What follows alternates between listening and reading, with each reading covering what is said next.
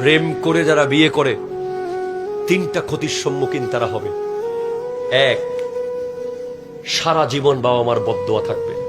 ইংল্যান্ডের রানী এলিজাবেথের মেয়েও নিয়ে আসেন, এর পরেও বাপ মা ঘুমের মধ্যে হঠাৎ জেগে উঠবে, মনে পড়বে তাদের ছেলেকে মন দিয়ে একটা মেয়ে বিয়ে করাইতে পারে নাই, নিজের ইচ্ছায় একটা নিঃশ্বাস ফেলবে আহ বলে। এই এক নিঃশ্বাসে আপনার সংসার ধ্বংস।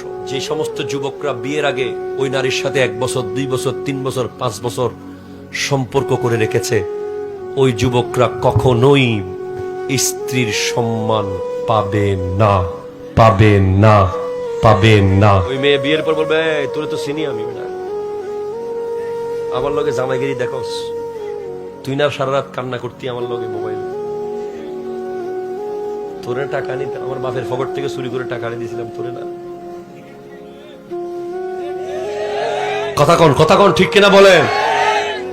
বিবির সম্মান পাবেন না। 3, সবচেয়ে মারাত্মক কি জানেন? প্লিজ আপনার পরিবার, ভবিষ্যৎ প্রজন্মকে যে কেউ বলবে, এই তোর বাপ মা তো বেটা নিজের ইচ্ছায় বিয়ে করছে,